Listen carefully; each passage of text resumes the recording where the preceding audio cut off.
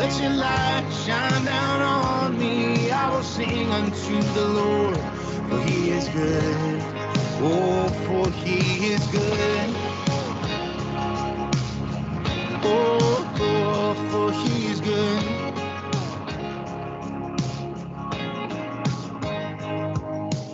All right. Happy Saturday. Good morning. Dottie Schenkel, Brian Knights. Gentlemen, Morning. Good morning. good morning. Oh, Brian, you're on mute. You hear Oh, me good. okay, John? Good morning. There you are. Yep. Donnie, you sound great. Brian, you're off mute. What's up? Morning. Happy Saturday. All right. Here we are. First sir. Kings chapter 6. Donnie, I want to thank you for the scorpion postcard, by the way. You're welcome. Just trying to get you ready for what you're going to see when you come out here. Oh, I can't wait. We were just talking before we went live on air here, how me and Brian we need to pull the trigger and get out there. Maybe next weekend. Maybe Yeah, let me know. So I make sure I don't have any plans on my end. Just let me know. I think next week it's fine. Brian, you should look at tickets. Let's jump on a flight and go out and see Donnie next weekend. They don't cost me anything. Need some help moving rocks. I'll help you. Yeah, me too. I got 24 tons of rock Oh, Boy, that's and a a work. wagon, wheelbarrow, and a couple shovels. So I already put in 12 tons of rock, but I need. I'll get around to it myself. A little bit each day. But if you guys come out and help, that'd be great. I'd love to. knock it out. Lift weights, move rocks, eat good food, go on nice walks in the evening, drink some coffee in the morning. It looks beautiful out there, Donnie. It's starting to get hot, so the earlier the better. You don't want to come out here when it's too hot. Excuse me. Yeah. Yeah, my wife was loving the postcard. She's like, man, this is so 90s. She's like, Donnie, sending a postcard of a scorpion. Heck yeah, that's awesome. I was like, I actually have it up right now in my office. I'm like, this is going in my office right here. Yeah, I picked it up at I visited the Desert Botanical Museum in Tucson, which was really nice, but pretty much the same scenery right in my backyard. Right. There's another botanical museum that when you guys come out here, I'd suggest you go see. If you fly, you can either rent a car. That way, you have a little bit of liberty, and you can go off and do things of interest. Or I'll pick you up, one or the other. Brian, what do flights look like right now? No idea. I'm in though. I fly standby. I know. Hit the Google for me. Let's go. I'm ready. We'll fly out next weekend. I mean, I can fly out like Thursday, Friday. I work from home. I can even bring Donnie. Can I bring Lincoln? Absolutely. Okay. He'd love it out here. Yeah, it'll be a boys' trip. Me, Brian, and Lincoln. We'll have him move some rocks too. Yeah, Liv will stay back with Jess, and or they can come too. The whole family can come. I mean, Yeah, I told you you're all welcome whenever you want to come out. I got 2 guest bedrooms, and got an extra guest bed. We got plenty of room. no, it's great. How's training going, Donnie? A little bit lighter since I've been moving all those materials outside, but once I get all those materials in, I'll pick it up heavy again. I know you were clean and jerking 165, semi consistently a few weeks ago. How's the CJ looking right now? It's still in that range. I minimum of 160 probably. Mm. But like I said, I've had all those materials come in, so the past week I've just been moving a lot of things and getting the house ready for next monsoon season. I'd love to have you do one of the GWL comps from your garage. Yeah, come out here and talk to me about that, so I can learn more. Yeah, they're fun. Just throw some weight. Got 4 platforms in the garage. And, Wow, 4. 4 platforms and two Well, I got my Eleiko competition set right in the center. Couple works on sets on each side, and I have another set that my friend Justin in Wales sent me. Nice. So we have a lot of. You've seen pictures. Yeah, it's beautiful. I mean, a lot of it's the same equipment, right, from the San Jose gym.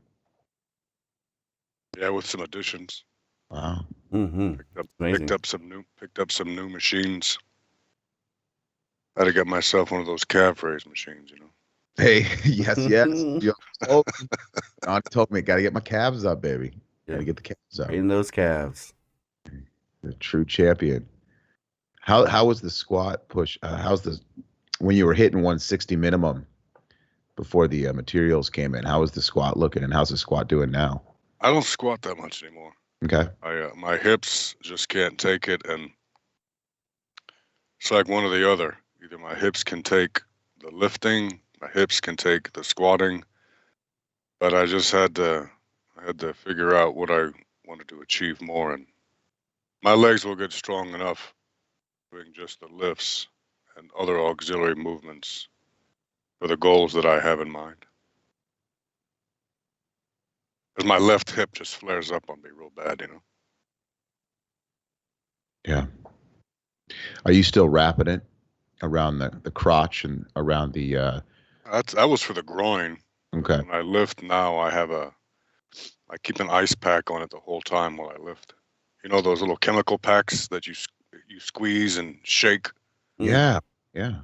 Well, I wear some neoprene tights around my hips to keep the pressure on it. Interesting. The blood out, and then I keep an ice pack on my hip the whole time while I lift, and that seems to. I mean, I'll go through like three ice packs in a given session, but it's what works. You know, you got to figure out what works. Yeah, for real. And what is that, Donnie? Is that time? Is that trial and error? Is that getting out of your comfort zone to experiment with different approaches? Like, how do you? Absolutely, yeah. You got to figure out what works best for you. That's part of what entails training, and it's a process. You know, like how I was training 6 months ago, I had to adjust a few things that work for me, and that adjustment I call it a weekly standard given for each week what you can achieve based on last week. And of course, if you have competition in mind, that standard will also adjust as you get closer to competition. But it's mainly following minimums and looking at maximums and which auxiliary exercises, if you need any, will help you the most. Like for instance, for me, I've got those beat up shoulders, so a lot of my auxiliary exercises concentrate on stabilizing the shoulder and keeping the shoulder strong. Mm-hmm. I mainly have it's outside of the. I begin every session with the clean and jerk, but I guess there's 4 main exercises that I do following the clean and jerk, which would be the bench press on that chaos bar, that shakes a lot. Mm-hmm. I really like bench presses for weightlifters using that bar because you can't go so heavy. Donnie, isn't that the bamboo bar? Yes, sir. That's the bamboo bar that shakes a lot to help strengthen those shoulders. You can go pretty heavy on those without, hurting yourself. Traditional bench press may do because it's hard. It shakes a lot, so you have to really gain control of it. And then I do a log press. I can, but when I press now with a regular grip, it's really uncomfortable on my shoulders. But so a log press puts that log in a neutral position, my grip, which is much more comfortable on my shoulders. And I think there's just something too, having that big log landing across your chest when you transition back to a bar and a clean and jerk. The bar feels like a little toothpick sitting on you. So it's a nice carryover. And then I do. That's interesting. I'll do some heavy pulls every now and then. If I do squat at all, it's not a lot of volume, and I'll maybe do a couple singles with the safety bar, which I really like. Really works that upper back. And And then I do a bunch of, I'll alternate between Pendlay rows and chest supported rows. Mainly chest supported rows, but once I begin to plateau out on the chest supported row, I'll throw in some heavier Pendlay rows to get me ready for another PR on the chest supported. Absolutely. That safety bar squat always reminds me of Max Zeta back in the day. That's where I picked it up. I picked it up watching him using that and started using it a couple of years ago, and I really like it. Yeah, he would just grind. It's kind of like right in the middle between a back squat and a front squat. It is. It is. And then you mentioned the toothpick bar, doing the log press. I almost feel like it's the same with clips on the bar. You train with no clips, the bar moves differently. You put clips on, it's almost a different sport in a way. Do you ever feel that? Clips, non-clips? I think I lost. Yeah. Oh, there you I go. lost your phone. But I got you. I heard you. Can you hear me? Oh, I can hear you now. Yeah. Yeah, when you put those clips in the bar, it tightens everything up, which makes that oscillation feel different. I tell people that. Mm-hmm. They don't want to listen to me. Yeah. And everything that you can do to simulate competition as close as you can, which is why you would also try to train in your singlet at least once a week on your maximum days, which is it'll also help you get ready for competition. But yeah, I got that idea from you as well. Paying attention to lifting on a bar, that's going to be set up the exact same way in training as it is in competition. Once you started throwing clips on a bar, I too saw the benefits of that. Not just saw, but I felt. Yeah. So I started doing the same thing. Absolutely. I remember, Donnie, I wanted to wear those Nikes so bad at the Pan Am Games, and you wouldn't let me because you said, brother, we ain't changing nothing. You don't change shoes right before a meet. Yeah. So I was so happy. Like, look at these new Nikes. They have my name on them. They have the American flag. Oh, you can't do that. You have to train in the equipment. A few training sessions to break it in before you go and compete. Yeah. Same thing with a haircut. You don't get your haircut on a Max Out Friday or right before competition. Interesting. I got that from Glenn. Glenn would always. Glenn wasn't too happy if he saw you come in on a Max Out Friday with a new haircut. He's like, that's just sheer chaos, Tony. Yeah, that's awesome. There's something about going into a meet just looking rough, rugged. Mm-hmm. You don't want to be all clean and showered and shaved and haircut and new everything. Like, you want to go miserable. You want to be miserable and pissed off. Yeah. Exactly. Just like the warriors that we're reading in the Bible. That's right. Let's get to it, huh? Just Solomon from the temple. Yeah, these are men of grit and grind. Solomon, the builder of the temple and the lover of many women. Oh, I bet he was close shaved, gel in his hair. And Solomon was looking good, huh? Mm-hmm. Boy, we can continue this little pre-weightlifting talk podcast for 5 hours. I roped you into a little weightlifting talk podcast, Donnie. See, you didn't even see that coming. I did it. No, I need to jump on one of those with you one day, huh? Oh yeah, it's fun. Well, we pretty much did one. Look, before we move on, everyone just loves to hear your insight, Donnie, and pick your brain on, of course, life, God, and of course weightlifting. So, interesting topics this morning with the with your training and everything we talked about. So thanks for that. Once you come out here, you'll see it. I got it all. I got training posted up. Just a general template that guests follow when they visit, and you'll see my training as well posted up on the bulletin board. Yeah. How's the last question? How's the snatch feeling? I don't snatch anymore. Okay. I don't snatch. I mean, if I'll start incorporating the snatch a little bit again once I get that clean and jerk up to at least the mid-70s or back to 180. Mm. Basically, I want to see how that shoulder feels clean and jerk and heavy before I bring the snatch in. Mm. Yeah. The last time I did snatch, I snatched 115. Yeah. And it wasn't hard. It wasn't too bad, but Well, you had that. You went out to nationals, and I think it was 2015, and stashed a strong like 135. I know you were going light. It was kind of a comeback meet. The hip was bothering you, but that was a nice snatch. Was that 2015? That's so man. I know, 7 years ago. Gosh, what? Time just flies, doesn't it? Like Donnie, I feel like 7 years ago. like 2 years ago. Yeah, I had a what's I think it's the date 2000 today? What's the 26th? Mm-hmm. I had a birthday last week, and I want to talk about how old I am now. Oh, dang it! You didn't even tell me happy birthday, John. Happy birthday, Donnie Schenkel. That was last week. It was I March did not 18th. know, brother. I feel horrible. That's right. I thought of you. That's why I got you a postcard. That's awesome. The dagger in my stomach right now. Oh, feel horrible. I got to go buy you a postcard today. Where do you Oh, even? you don't. I'm going to buy you a postcard today. I don't know where you buy them, but I'm going to go find one. I don't know where you buy. Excuse me. What? 30? Target. I don't want to.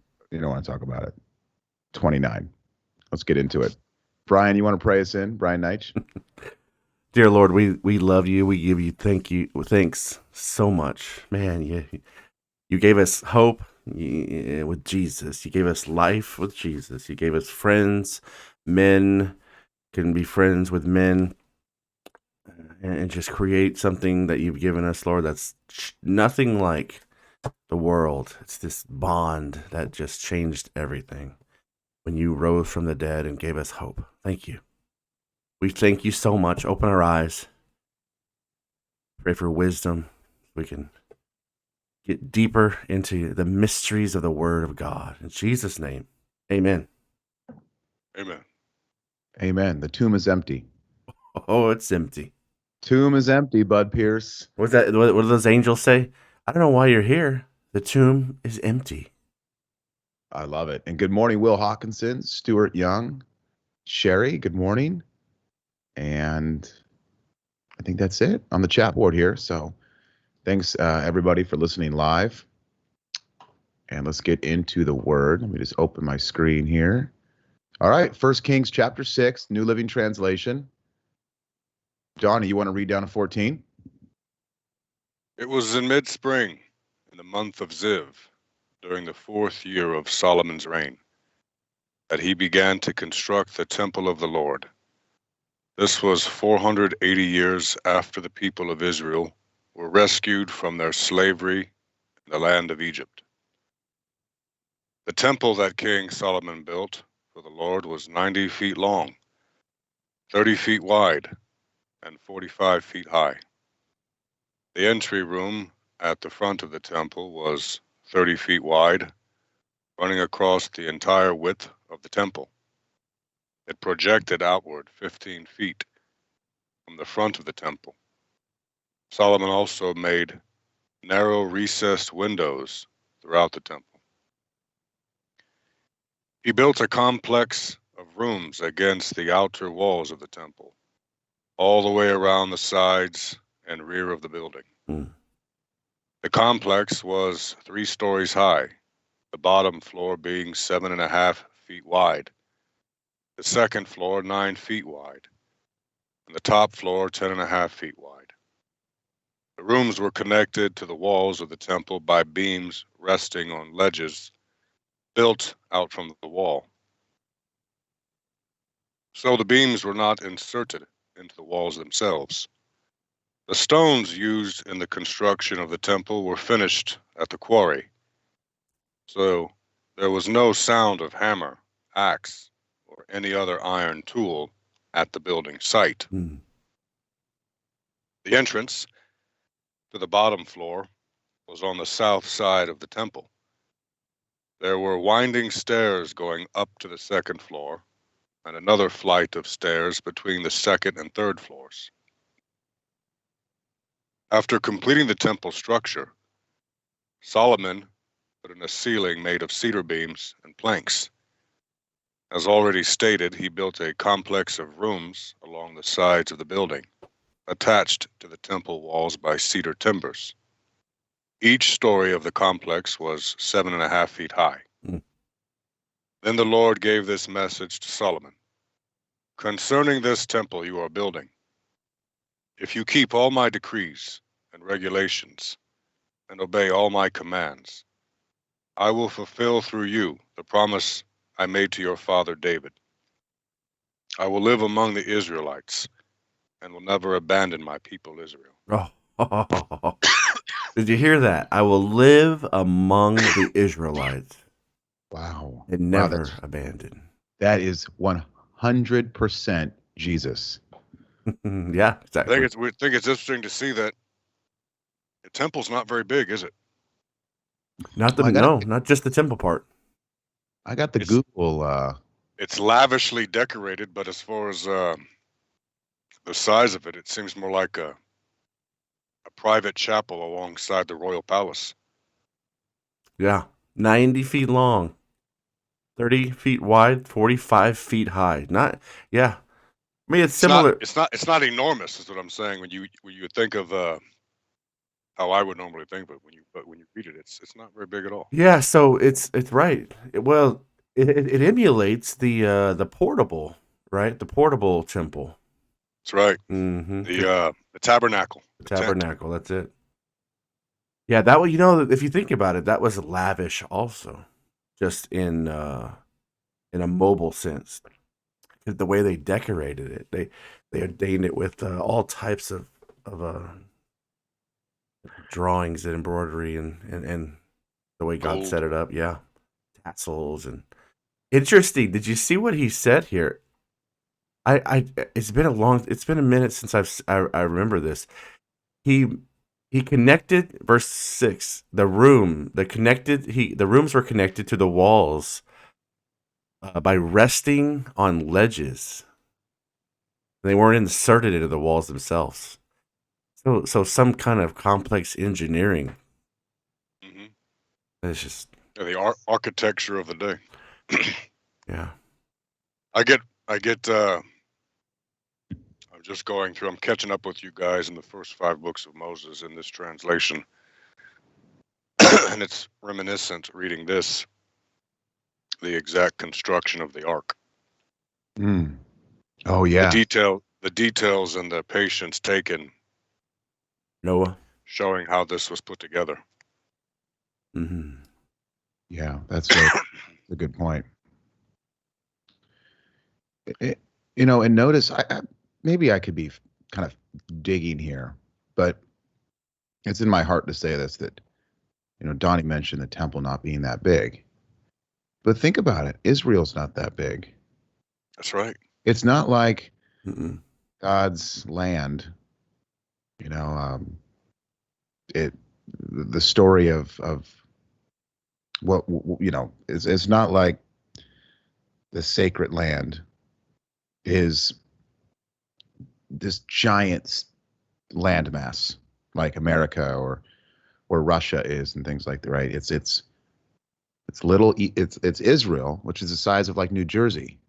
Mm-hmm. And you mentioned the temple here being pretty small too, and the ark, and I remember the God's ark.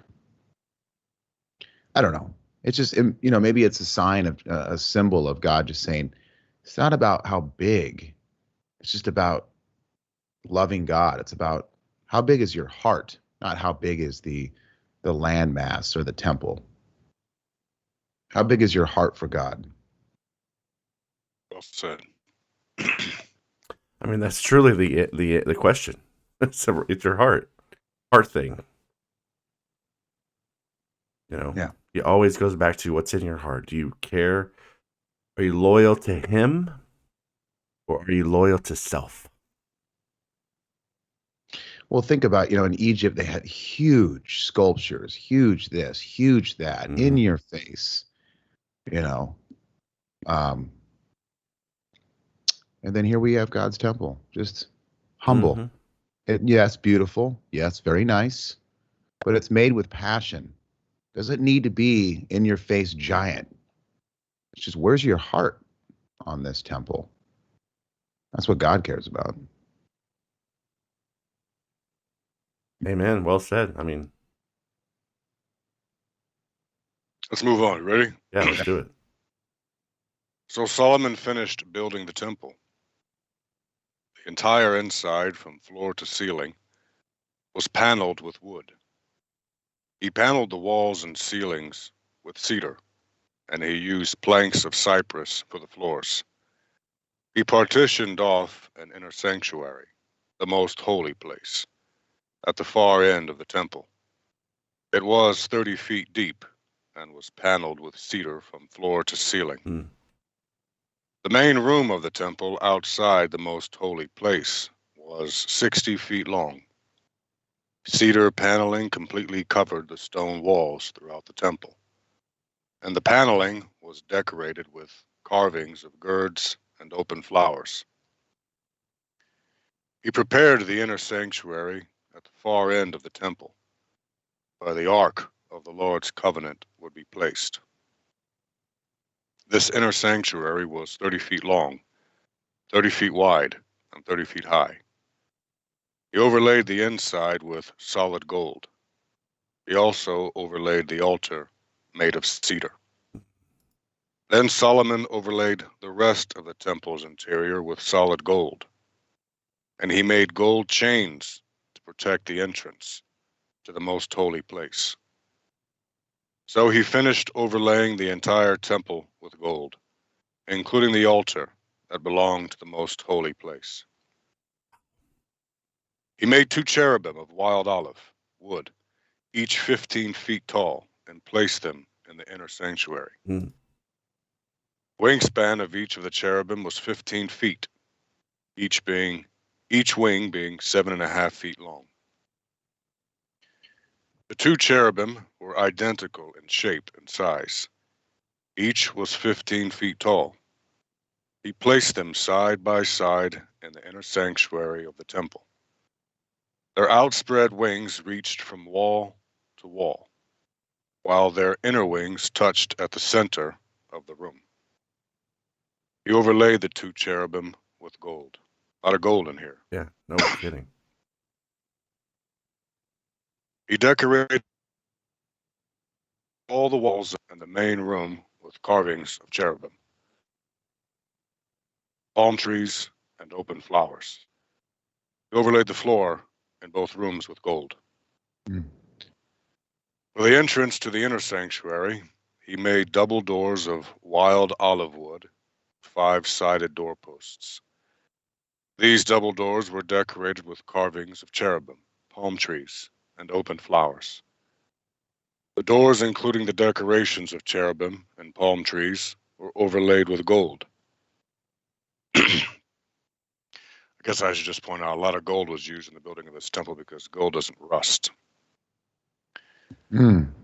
Then he made 4-sided doorposts of wild olive wood for the entrance to the temple. There were 2 folding doors of cypress wood, and each door was hinged to fold back upon itself. These doors were decorated with carvings of cherubim, palm trees, and open flowers, all overlaid evenly with gold. The walls of the inner courtyard were built so that there was 1 layer of cedar beams between every 3 layers of finished stone. The foundation of the Lord's temple was laid in mid-spring, in the month of Ziv, during the 4th year of Solomon's reign. The entire building was completed in every detail by mid-autumn in the month of Bul, during the 11th year of his reign. So it took 7 years to build the temple. Hmm. Wow. 7 years. Amazing. So much detail. Yeah. A lot of, like you said too, I mean, remember when they, Donnie, going back to, I think it was Leviticus, when they built the Ark of God, the tabernacle. End of Exodus right now. Oh, the Ark. Yeah, the Ark. The Ark probably. That's a good confuser. Actually, was the tabernacle built? Was the tabernacle built first? Or was the Ark built first? The Ark. Ark. Thanks, Brian. Yeah, I think Leviticus. I could be off, but the detail on that was amazing, and it was great to read too. Just seeing how detailed God is. We all the little things, even in our life, the little things God knows. Hmm. Little details of building the temple, God obviously knows. A bird that falls from the sky. Biblically, it says right there, God knows when a bird falls from the sky. Knows the hairs on your head. Like, whoa. It's just a good reminder, guys, that just God. I know this is obvious, but just God knows everything, and He cares about the big and small things. He does. He cares about the big and the small things. It's amazing. And that you say Yeah, detail. I see this also with all this detail going on here. Just it gives me vibes of a time of peace. You can only get so detailed in this when there's no wars and everything going on. Solomon's now, after David's rule, Solomon came in where David left off. And it's a time of peace now that he can devote to building the temple. And the temple, one of the temple walls still stands in Jerusalem today, the Wailing Wall, Mm-hmm. the original site, the original temple. And the temple was built on the same place that David paid, I forget his name, the threshing floor that we read back in Samuel. Oh, it's amazing. Why this site was chosen. I guess right now the two runners up to when we go to Israel, Donnie, to read the last chapter, and I mean maybe we read all of Revelation because we'll be out there I'd like to be out there for at least a week, maybe even 2 if we're going to go, when we go. So maybe it's more of a whole chapter thing. We could discuss that later. But right now, I think the runners up are either read the last chapter at the Wailing Wall or read the last chapter at the Jordan. two really amazing choices. But how amazing is that going to be? I was thinking about this yesterday, Brian. Like, I think it's going to be really emotional when this happens. Yeah. It's going to be pretty. Or the pretty empty tomb, John. Oh, okay. You can go see that? Yeah. You can walk in it. Whoa. Yeah, the tomb. Yeah. Have you been already, Brian? I have not.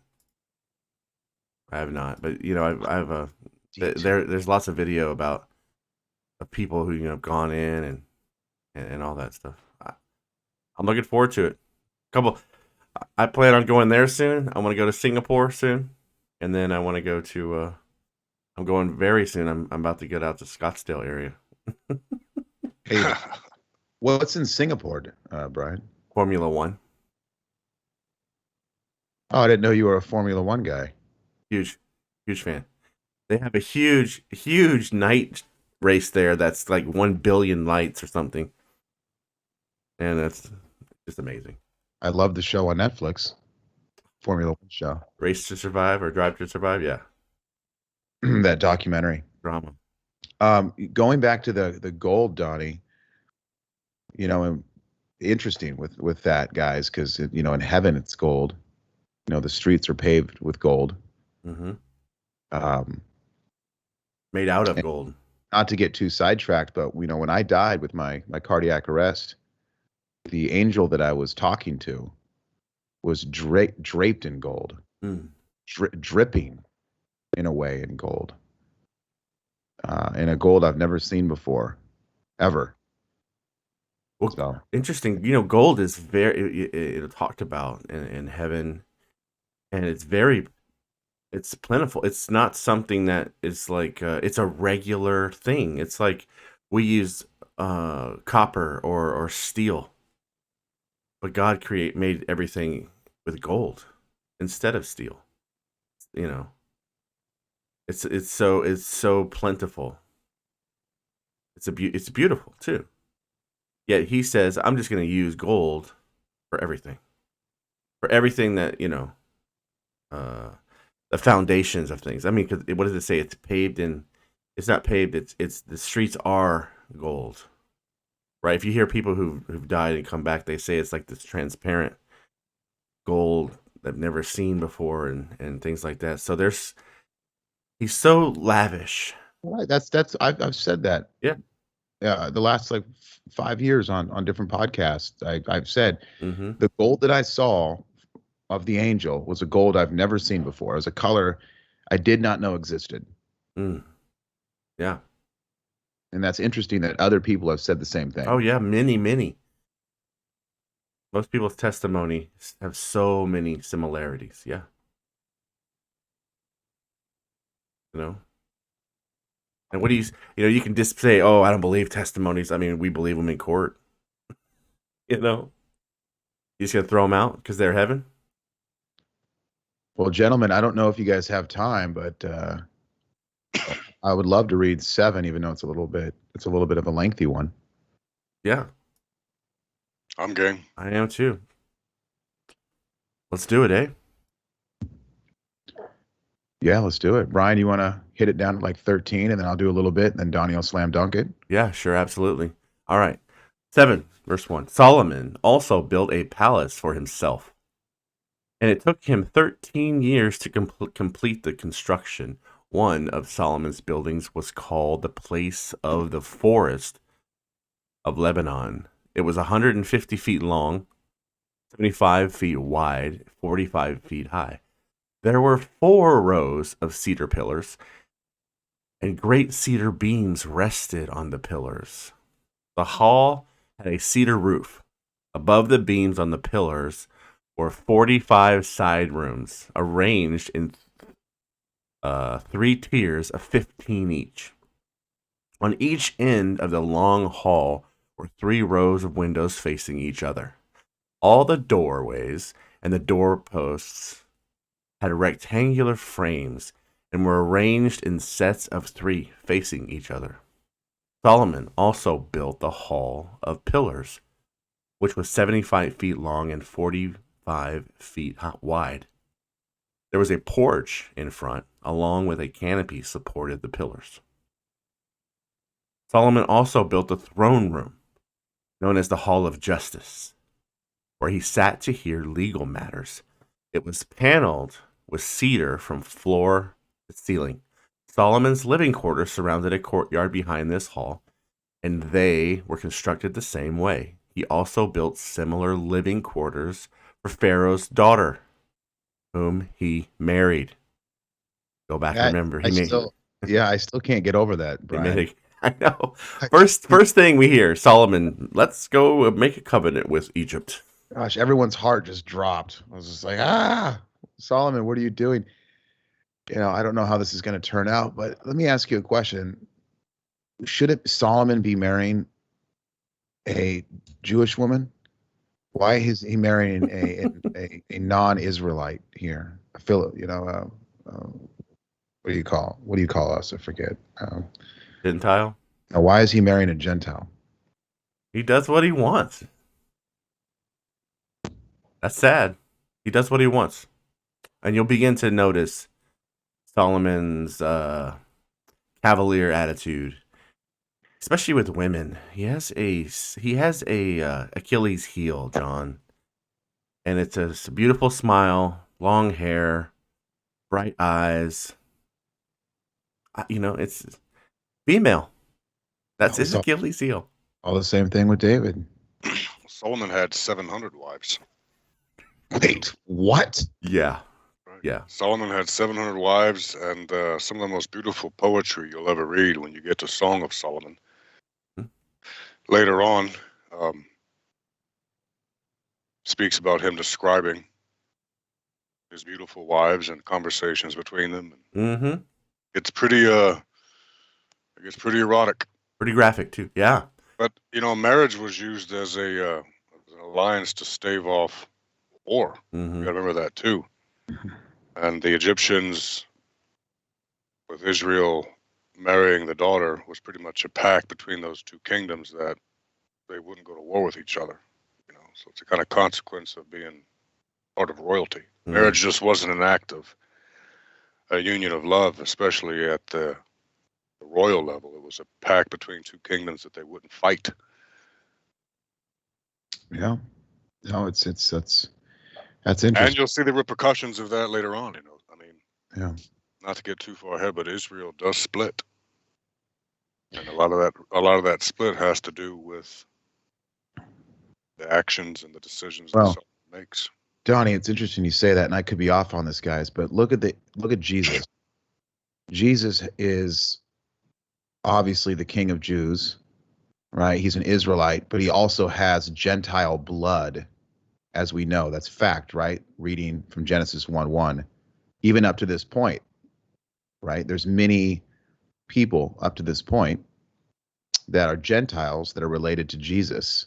So think about it. Jesus has the blood of basically everybody, and also, and I know this gets maybe a conversation, but he has the skin color, right? That touches everybody in the world. So he has the blood of everybody, the skin color of everybody. Jesus is the perfect image of all come to me. I don't know. Maybe I'm off on that, but it's just I think it's amazing if you just look at Jesus that those two things touch everybody in the world. Yeah, we learned about that in Ruth, beginning some of the genealogy of Jesus. King of Kings, not just King of Jews, but the King of Kings. Right. And, that stemmed there, that the Gentile aspect, I think that was from Moab. Moab married into Ruth, and that started that bloodline. I believe. That could be off. Great story. One of my favorites. I know you love Ruth, John. Oh, I love Ruth more than anything in the world. Yeah, Rahab and Ruth. Mm-hmm. And also, not only do I love Ruth, but I love the prostitute that helped God's people.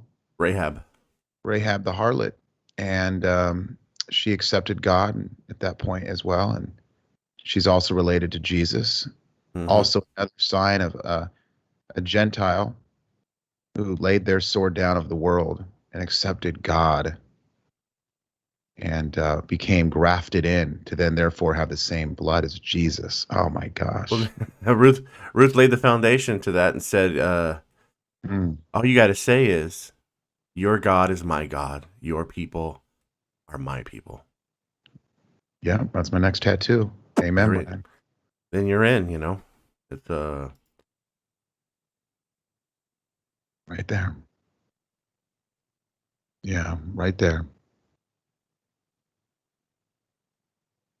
Yeah.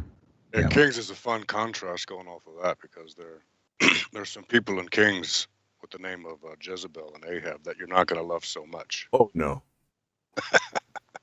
Uh-oh. Oh, she's a wicked. And he's... Oh, wait. There's a Kanye West song. I think it's the Chick-fil-A one, like Not Open on Sunday.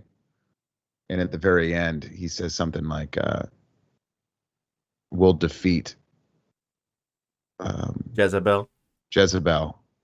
Like and Jezebel can't stop us, or something like that. I'm like, and I asked my wife in the song, maybe it was a different Kanye. I know it's a Kanye song, one of his Christian songs. And I was like, who's Jezebel? And she's like, oh, you'll find out.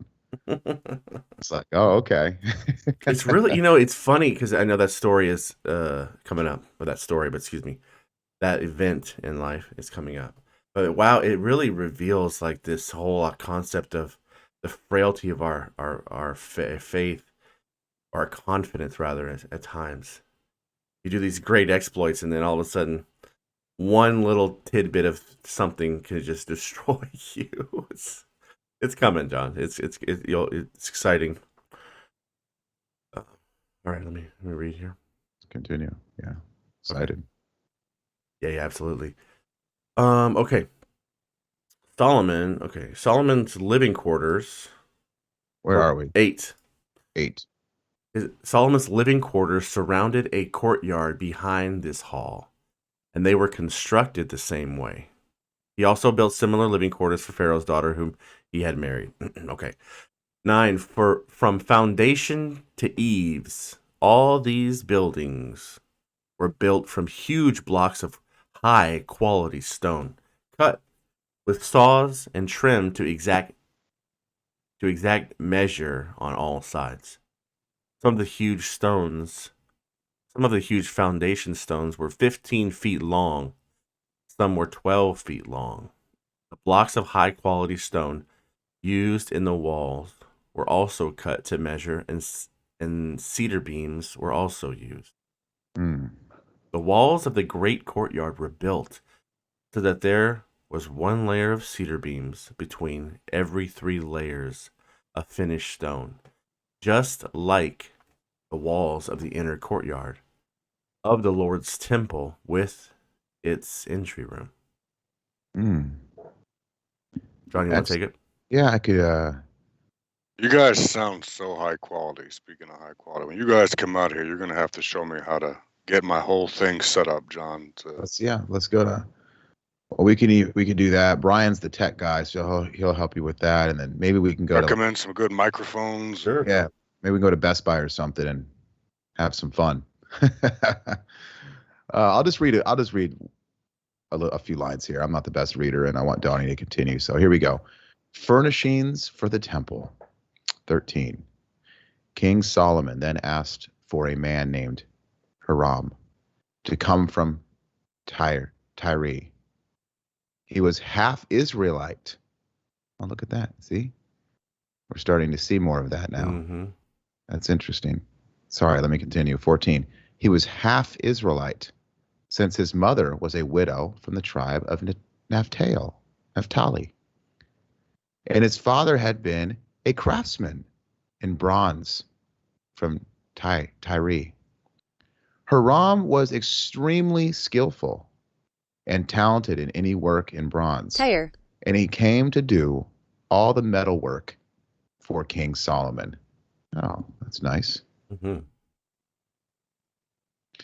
I'll just read down to like 20 here. Hiram cast 2 bronze pillars, each 27 feet tall and 18 feet in circumference. For the tops of the pillars, he cast bronze capitals, each 7.5 feet tall. Each capital was decorated with 7 sets of Lattice work and interwoven chains. He also encircled the lattice work with 2 rows of pomegranates to decorate the capitals over the pillars. 19. The capitals on the columns inside the entry room were shaped like water tiles or water lilies, and they were 6 feet tall. Donnie, you want to take it from here? The capitals on the 2 pillars had 200 pomegranates in 2 rows around them, beside the rounded surface next to the lattice work. Hiram set the pillars at the entrance of the temple, one toward the south and one toward the north. He named the one on the south Jachin and the one on the north Boaz. The capitals on the pillars were shaped like water lilies, and so the work on the pillars was finished. Then Hiram cast a great round basin 15 feet across from rim to rim, called the sea. It was 7.5 feet deep and about 45 feet in circumference. It was encircled just below its rim by 2 rows of decorative girds. There were about 6 girds per foot all the way around, and they were cast as part of the basin. The sea was placed on a base of 12 bronze oxen, all facing outward. 3 faced north, 3 faced west, 3 faced south, and 3 faced east, and the sea rested on them. The walls of the sea were about 3 inches thick, and its rim flared out like a cup and resembled a water lily blossom. It could hold about 11,000 gallons of water. Hiram also made 10 bronze water carts, each 6 feet long, 6 feet wide, and 4.5 feet tall. They were constructed with side panels braced with crossbars. Both the panels and the crossbars were decorated with carved lions, oxen, and cherubim. Above and below the lions and oxen were wreath decorations.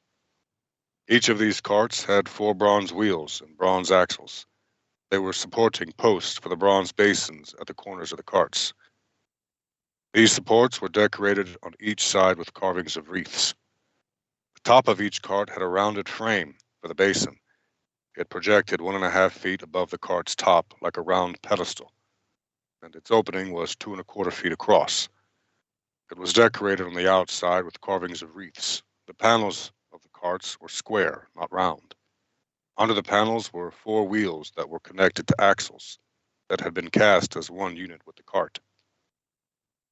The wheels were 2.25 feet in diameter and were similar to chariot wheels.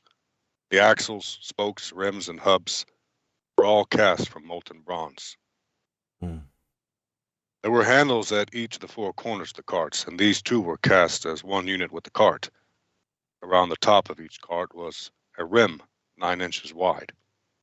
The corner supports and side panels were cast as one unit with the cart. Carvings of cherubim, lions, and palm trees decorated the panels and corner supports wherever there was room. And there were wreaths all around. All 10 water carts were the same size and were made alike, for each was cast from the same mold. Hiram also made 10 smaller bronze basins, one for each cart. Each basin was 6 feet across and could hold 220 gallons of water. He set 5 water carts on the south side of the temple and 5 on the north side. The great bronze basin called the sea was placed near the southeast corner of the temple. He also made the necessary wash bins, shovels, and bowls. So at last Hiram completed everything King Solomon had assigned him to make for the temple of the Lord. 2 pillars, the 2 bowl-shaped capitals on top of the pillars, the 2 networks of interwoven chains that decorated the capitals, the 400 pomegranates that hung from the chains in the capitals, 2 rows of pomegranates for each of the chain networks that decorated the capitals on top of the pillars, the 10 water carts holding the 10 basins, the sea and the 12 oxen under it, the ash buckets, the shovels, and the bowls. Hiram made all these things of burnished bronze for the temple of the Lord, just as King Solomon had directed. The king had them cast in clay molds in the Jordan Valley between Succoth and Zarethan. Solomon did not weigh all these things because there were so many. The weight of the bronze could not be measured. Solomon also made all the furnishings of the temple of the Lord: the gold altar, the gold table for the bread of the presence, the lampstands of solid gold, 5 on the south and 5 on the north, in front of the most holy place, the flower decorations, lamps, and tongs all of gold, the small bowls, lamp snuffers, bowls, ladles, and incense burners, all of solid gold, the doors for the entrances to the most holy place, and the main room of the temple, with their fronts overlaid with gold. So King Solomon finished all his work on the temple of the Lord, and he brought all the gifts his father David had dedicated, the silver, the gold, and the various articles, and he stored them in the treasuries of the Lord's temple. Amen. Beautiful. Wow. That was detailed, wasn't it? It was. Right. It sure was. Donnie, you're a good reader. Actually, you're a great reader. Great reader. Yeah, absolutely. Thank you. You've done this a minute. Yeah, a lot of intricate detail, huh? What's going on? It's pretty cool. It's almost hard to envision, isn't it? But yeah. As hard as it is to envision, you get the idea. It must have been a heck of a sight. So much bronze they couldn't even weigh it. I like the references. I like the references to the water basins that held 11,000 gallons and 400 gallons surrounding the 11,000 gallons. So it's just been beautiful. Now, are we going to be able to see some of this, as it stands today, or is it pretty limited over destruction and wars and all that stands today is a wall. The last people to see it were the Babylonians. Mm-hmm. Yeah. Nebuchadnezzar tore that sucker down. Stripped it of all its gold and mm-hmm. Yeah. So this is its first edition of the temple and the Solomon's temple, and it was, look how lavish, it's so detailed. And think about it, water represents this amazing luxury to have that much water at hand at any time. That is a special thing. Most people in the area don't have that. They have to go get it from the well constantly and so on. So the whole thing represents God's favor, God's blessing on them. in the Wailing Wall, that is the original wall of what we're building right now. Yes. Mm-hmm. Wow. Okay, and then quick question too. Pictures right now on Google show that there's a big gold dome in the middle, is that human or human made? Is that recently made, or was that original? If you're talking about the Dome of the Rock, I don't believe that's part of the temple. I believe that's a separate structure, but That I is could be wrong. 100%. That is not part of the temple. The Muslims, when they overtook that, I don't remember exactly the year, but either way, That's in Palestine, right, Brian? Yeah.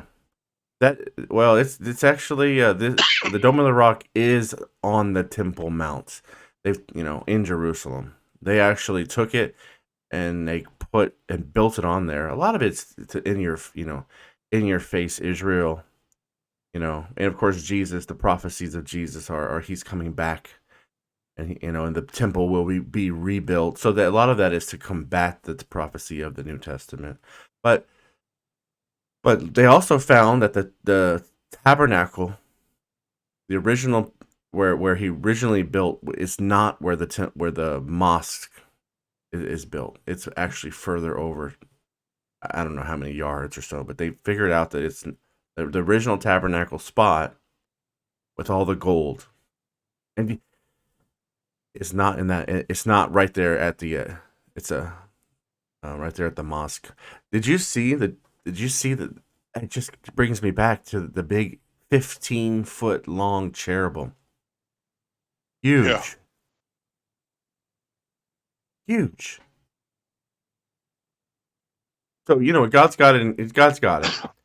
So they're actually, John. They're building. I don't know if you Donnie. If you go to the institute, the Temple Institute site, they've recreated all of these items for sacrifice and worship again.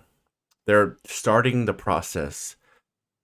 It's been a while. It's been ongoing of getting it ready. The only thing they haven't built and recreated is the Ark of the Covenant. I have to go number one just really quick. Okay. So it's awesome. So it's actually that'll be something we can learn when we go there. Mm-hmm. I mean, I've got a pretty good book here that talks a lot about the buildings in Jerusalem today, but when we get there, we're going to have to learn all these things in detail, huh? Yeah. Learn about the Holy Land and its history. Yeah, I can't wait. It's going to be great. It's the Dome of the Rock. Yeah, I'm excited to. I'm very excited to go if they let us. I'm sure they will. John's like, I think it's Israel's dropped all of its restrictions right now. So. Yeah, so it's almost time. Let's see. Yeah, so it's going to be exciting to learn it all. All right, I'm back. I guess that's a good place to leave off. Is all this all this detail gets us ready to go and learn about the Holy Land when we go and visit. Yeah, that's the thing. Is so. See that? Speaking of this, So this I was talking. Go ahead. Oh, go ahead, Brian. I was just showing you that inside this wall is the original wall, right? The Temple Mount here, and they've built inside Jerusalem, where Solomon built.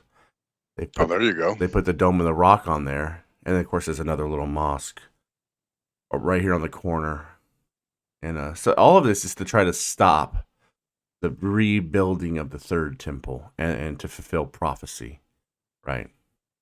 Where's the gate that Jesus is going to bust through? So on the bottom here, it's way over here on this right side. Okay. So that was going to be my thing, Brian and Donnie. I didn't know if, let's say you guys wanted to do let's just say a week trip, okay, with work schedule. If a week is all we can do, that's great. Minimum week. But I really would love to plan out the entire trip in advance. So like every day we have a plan of what we're going to go see, how we're going to get there. Because I don't want a tour guide, guys. I don't want to do the tour guide thing. I want it just to be us, fully prepared, backpacks on, the Bible in our hands, swords of our tongue, water in our hands, and I want to go ahead and do this together and figure out what we want to go see every single day. What do you guys think about that? I'll tell you the best way that I've learned to travel and to see things outside of just the tourist spots is to do a food tour.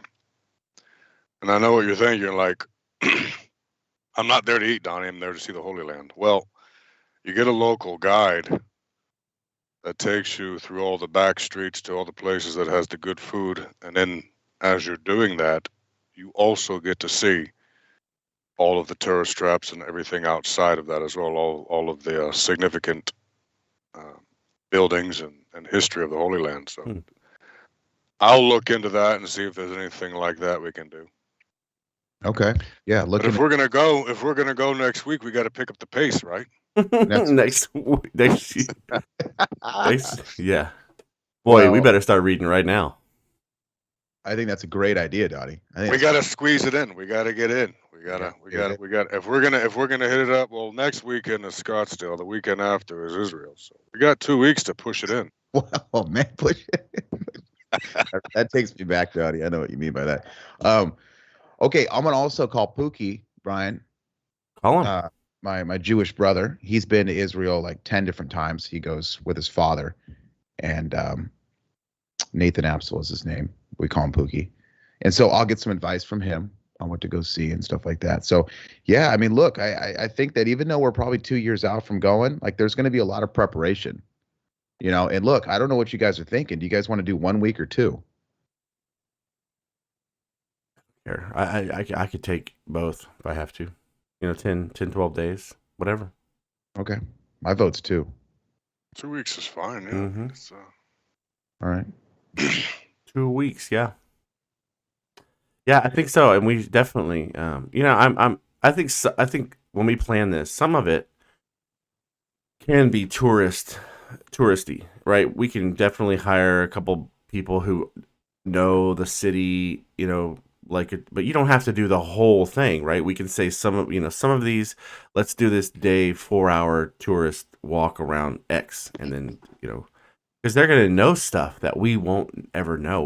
We might walk by the Right.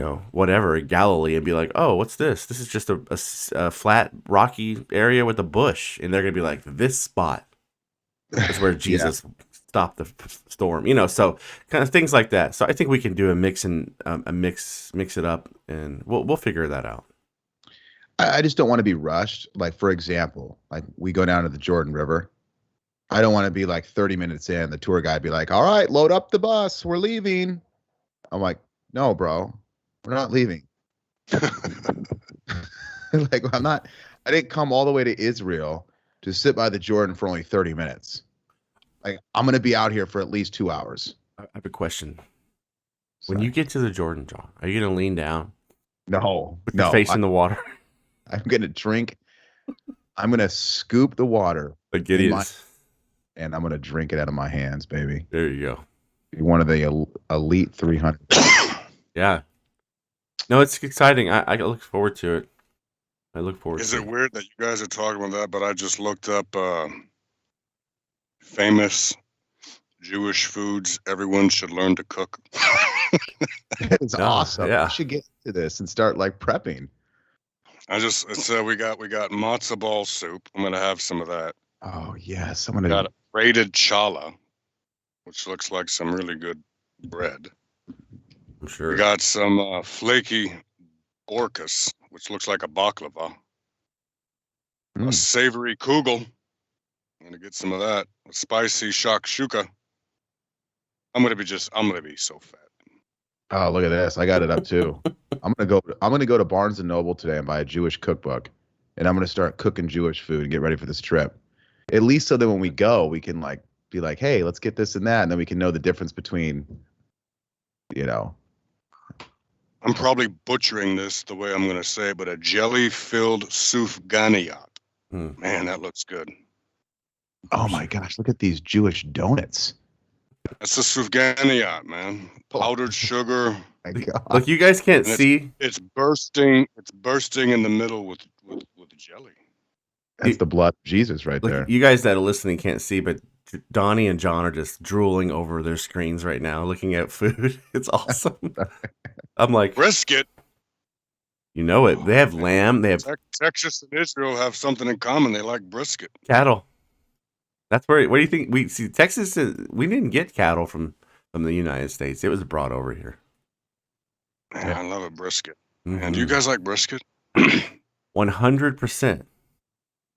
That was Glenn's favorite cut of beef too. You know. Yeah. He always went the route of, because if you do a brisket right, Mm. you know, it's a rough piece of meat, but if you take your time with it, it actually comes out as the best, or dang near the best cut of meat. Yeah, so tender, juicy. And Glenn knows how to cook, baby. Yeah, smoke it, grill it, hours. I do them. If I want it, let's say I go buy a Jewish cookbook, and I'm looking at all these recipes right now on my screen. I shop at Walmart, guys. Where am I going to go buy this stuff? Where am I going to go buy these recipes? Or do they have like Jewish, like, because I know like there's a lot of Asian markets, Japanese markets, like my grandma up in Bellevue, Washington. There's tons of Japanese grocery stores. I mean, Bellevue, Washington's like a little mini Japan. But where do I go here to buy these recipes? We can't go today, John. They're all closed.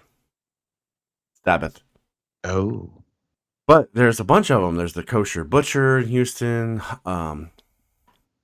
There's markets. Just look them up, right? There's going to be all over the place. But you're Harava Market. Like Harava Market and stuff. You have to prepare though. When you do this, you must prepare these meals Friday before 6 p.m. I mean, if you're going to do it right. Right. Eat them Right. Saturday. Oh, you can eat them Saturday. You can eat it. You can eat it Saturday. You just can't cook on Saturday. You can't, which that's not in the Bible. But the tradition is in the Talmud is you can't Joe was talking about do any this. work, and so work would be start a fire. That's one of the things that is said. Don't start a fire. But that's the covenant which Jesus completed. Anyway, but yeah, you can't do that. So you make all your food on Thursday, Friday. You eat it Saturday, and then off to the work on Sunday. You go. But yeah, look it up. Look up a Jewish market in Houston, and there's all kinds of them. Donnie has a great idea. The food. I haven't even thought about the good food. The best way to see a place is with your stomach. And I got to write that down. That's the quote of the whole show. Well, I'll pray it out. Write it in. Dear God, thank you so much for bringing us in to building Solomon's temple here for you, Lord. We build this temple for you, God. Such an honor to be able to take a time machine back to this time and be a part of this wonderful build. I know we're sitting in the comforts of our houses right now in 2022, but we really feel like we're there building this for you. And we want to live for you.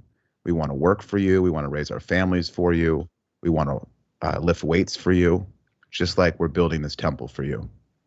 We're so excited to go to your Holy Land in a few years, hopefully for a full solid 2 weeks, to see the empty temple, to drink out of the Jordan from our hands, to touch the Wailing Wall and say a prayer, to read Revelations in the last chapter, and to eat great food like Donnie Schenkel, who you love so much, made the point of.